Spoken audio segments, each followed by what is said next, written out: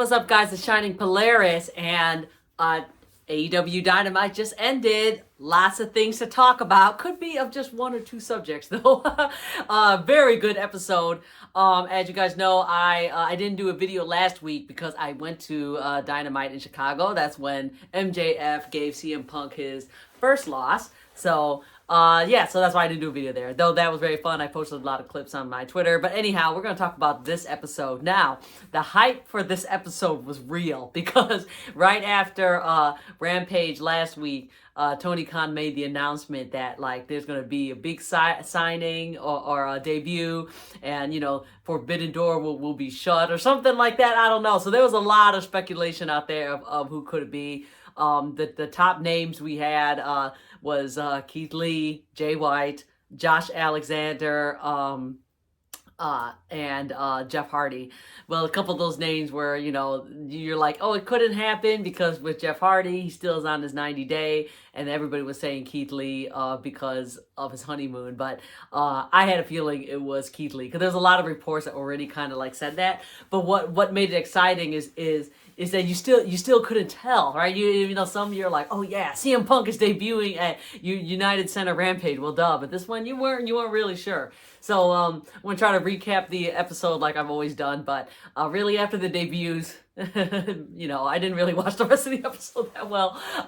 But yeah, so the episode started out first with MJF and the Pinnacle, and basically celebrating his win against CM Punk. So what I liked about this segment is you could really see Wardlow's he's getting more and more frustrated with MJF, and very soon he's going to turn on him, hopefully by Revolution. I mean, it's so soon right now. So because Wardlow came out first, he was just holding like the cardboard cutouts of MJF, but he didn't have an entrance or anything. But then everyone else, like FTR and Shawn Spears and MJF, they all had like a grand entrance coming into the ring. And near the end of his little segment, MJF was like, he wants to thank the person that helped him beat CM Punk, and Wardlow kind of stepped out like, yeah, he's gonna mention me, because Wardlow was the only one that came out during the CM Punk and MJF match. But instead MJF went and called out Shawn Spears instead, and you could see in Wardlow's face he was not too happy about that. So CM Punk came out jaw-jacking at MJF. And he was like, I would demand a rematch, but he wasn't talking to MJF right away. He was actually talking to Wardlow, and he was basically, telling Wardlow, you need to drop this group, because every time the team, their team win in any way, Wardlow's the one to help them. And CM Punk was like, MJF, he has his Pinnacle buddies to help him and beat up one guy. But CM Punk's like, no, I have a couple of friends of my own. So out came Darby Allin and Sting. And just 1 second here, that is really my face. But then MJF was like, if you want to face, he's like, first you could face FTR. Then if you beat them, he can have a rematch with MJF. But he's like, you have to choose your own partner, and it cannot be Sting or Darby Allin. So you have until the end of tonight to make that decision who his partner will be. So that was pretty cool. Also, that's what I like about AEW. They do so many teasers like that. You're like, wait, is this new person going to be CM Punk's partner? So that's what, you got you thinking the whole time. So right after that, you had another segment, a lot of talking segments, but there was like a Wardlow and Blade match. I didn't watch that. Wardlow won it. We're trying to build Wardlow up there. Okay, so, but the next major thing was Inner Circle little segment. This was Jericho got all the Inner Circle in because he wants to see where especially Santana Ortiz stand. Now, Santana Ortiz, one of the best tag teams in AEW, but they're really one of the tag teams, especially a veteran one, that never really ran for the tag team titles, even though they had like one title match, but it wasn't like a serious one. At least I don't. I mean, I don't remember it. So Santana Ortiz, they came in last after the rest of the Inner Circle, and basically they're gonna break up with Chris Jericho and them, because you have Santana Ortiz really talking down to Jericho, like no respect to him, basically saying, it's all about Jericho and his group, and he don't put a spotlight on them or whatever, and they really, they're really serious about going after the tag team titles. And then Jericho, of course, is like, what have Eddie Kingston done for you, blah blah blah, and I like how Jericho was like, yeah, we if like he said something like we should have picked better members from Lax. So that was a nice tease. I really hope they reform Lax. I don't know if they can use that exact term, but it'd be cool if they can. So yeah, I think he told Hager under his breath, call Homicide Hernandez. I think that's what he said, and that was when Santana Ortiz started to try to beat up on Jericho. This is when Sammy Guevara stopped them, and this was a little weird, but I like it. When Sammy Guevara tried to stop them, Jericho told Sammy to shut up and like get out of the way, and that's when Sammy is like, okay, I have enough of this. He wants to be the best TNT champion that he could be, and he's like, no, this group is holding me down. So he's like, I quit before, I'm gonna quit again. And so he like threw his Inner Circle jacket in, and he's like, if you guys don't figure this out, I'm gonna quit. So he actually was the one that left first before Santana Ortiz. So we will see that. So it's definitely looked like it's falling apart.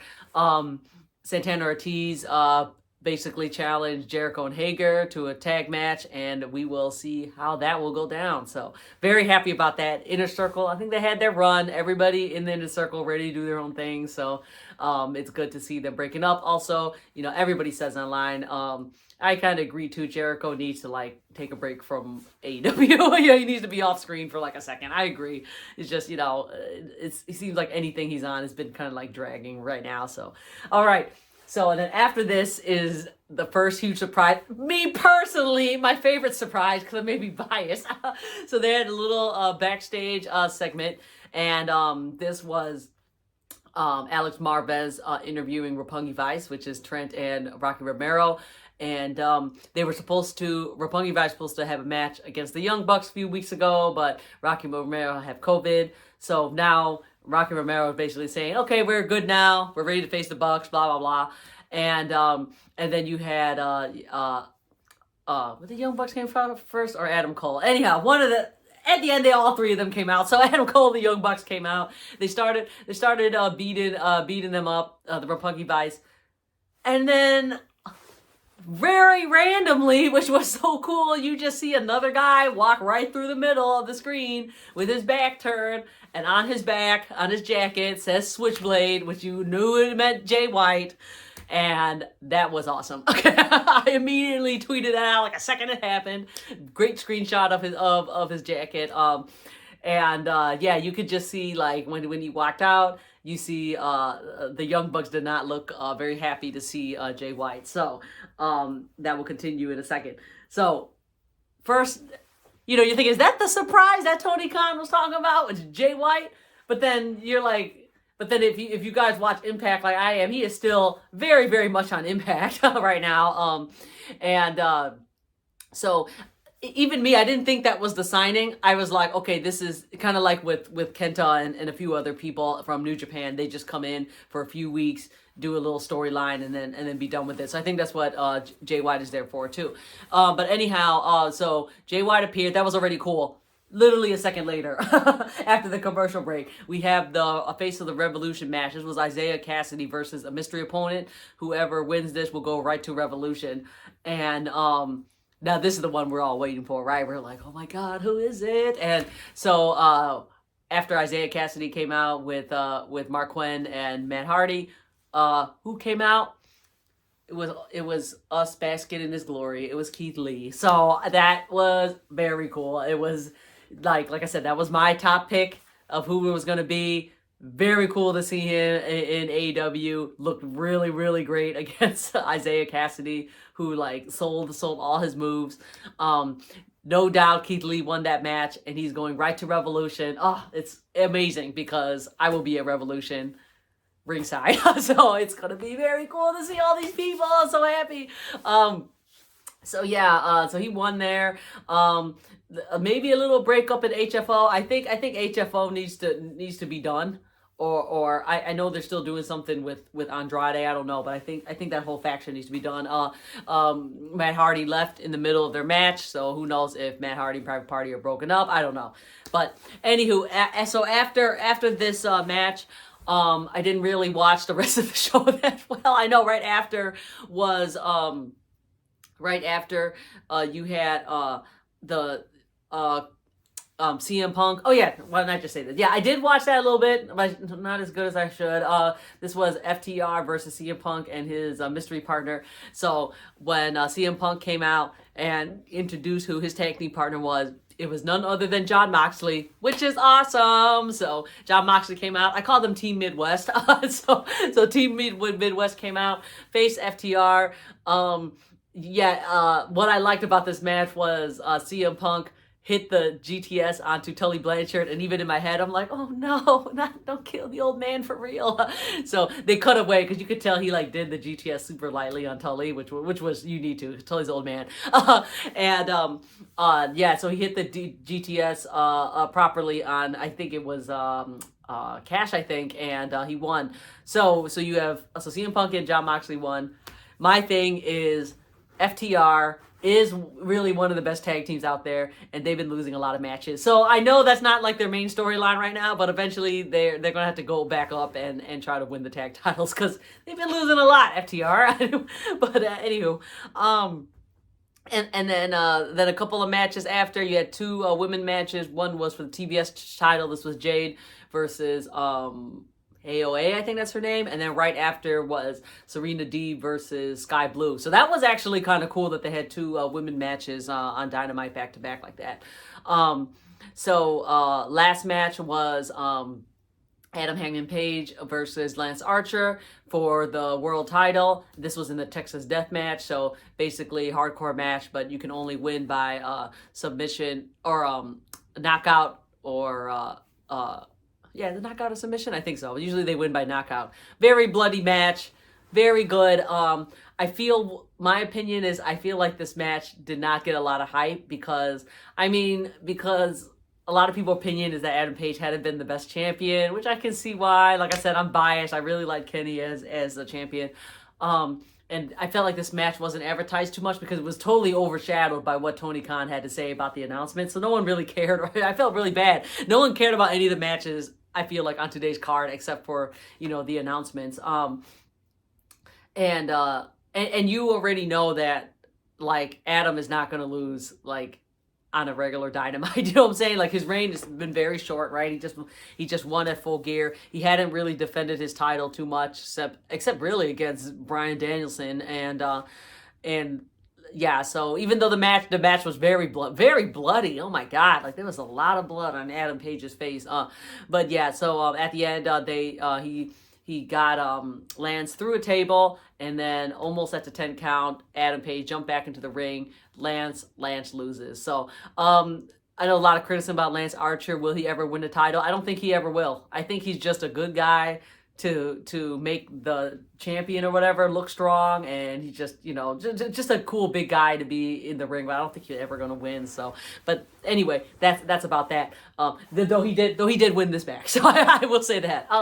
So anyhow, I just want to talk about my main thing, because that's all I was talking about on Twitter during this whole thing was about Jay White. So the main signing was Keith Lee, right? Jay White, I believe, like I said, he's just like what he was doing with Impact, still signed with New Japan, I believe, and making his rounds on Impact, indie scene, and now AEW, so that's cool.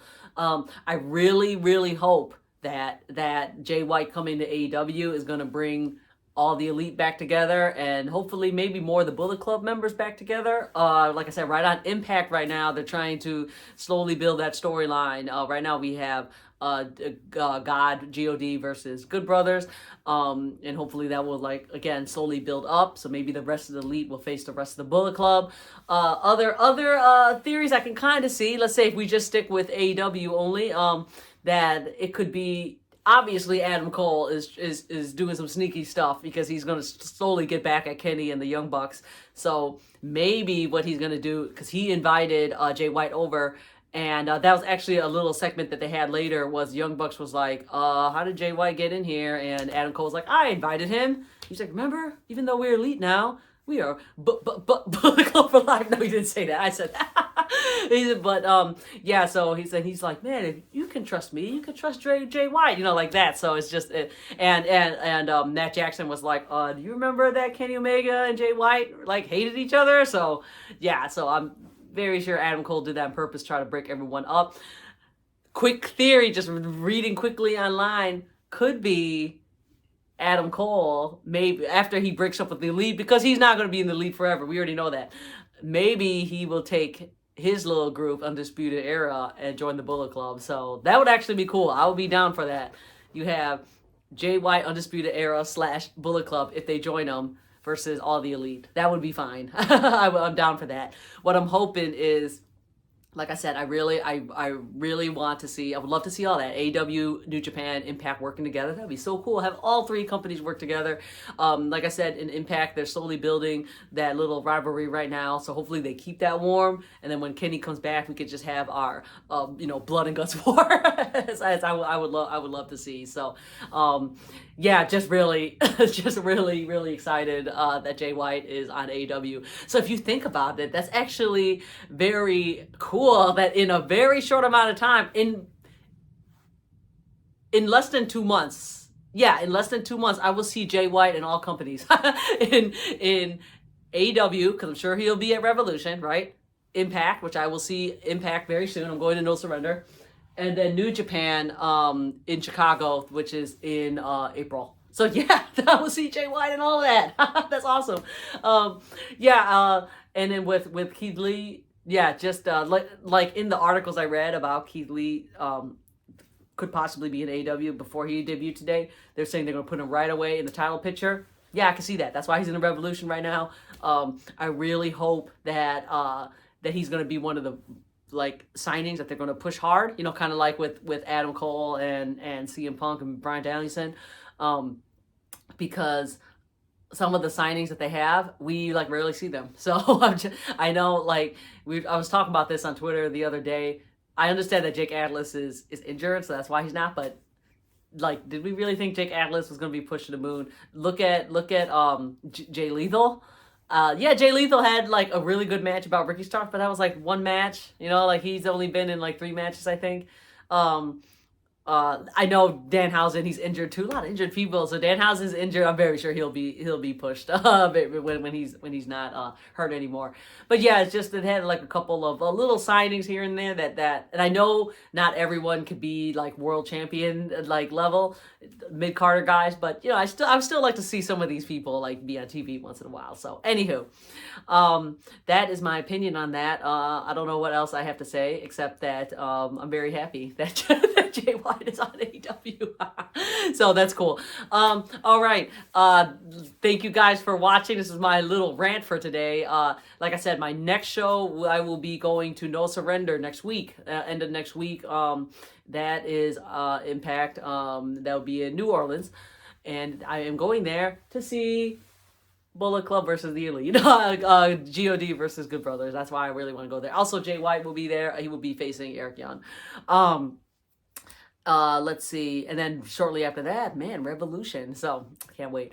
So anyhow, follow me on Twitter at Shining Polaris. Thank you guys. I've reached over 9,000. I can't believe it. Before you know it, I'll be at 10,000. That's crazy. I'm been more active on Instagram, and so follow me there. Also at Shining Polaris. My Instagram's been doing pretty sweet, and I think that's awesome. And then my usual TikTok. Shining Polaris AEW, still posting. I have a lot of clips from Dynamite, Rampage, and still from the Royal Rumble. So go check that out. Like I said, thank you guys for watching. I know you guys probably annoyed about how much of a mark I can be online, but that's the charm, right? So, all right, guys. Thank you so much for watching, and I will see you next time.